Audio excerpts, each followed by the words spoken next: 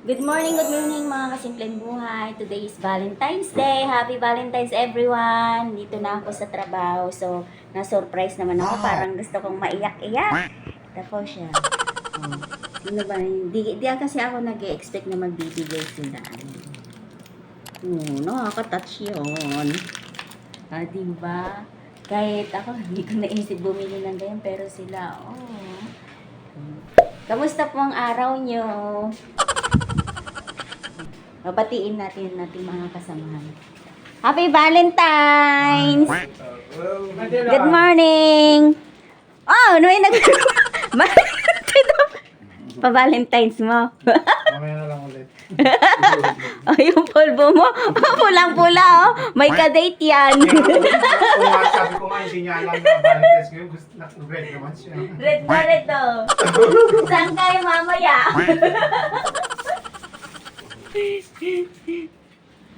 Ganito po kami dito. Mga kasamahan ko. Hi. Magkamusta naman kayo? Okay lang. Magkumusta, okay. Batiin nyo sila ng Happy Valentine's Day.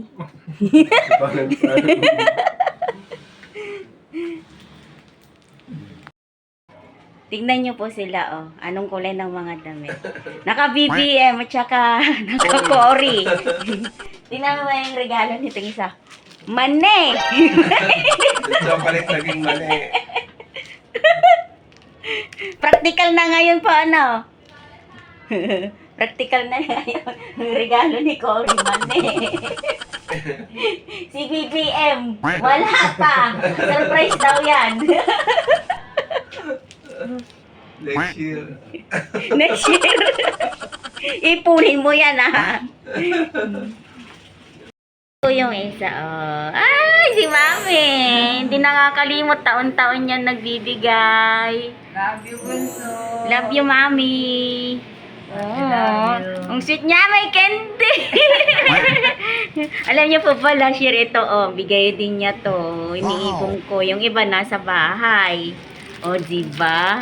Lagay ko to doon namin at nani bawal. Hindi kita bibigyan ng chocolate, bawal sa'yo.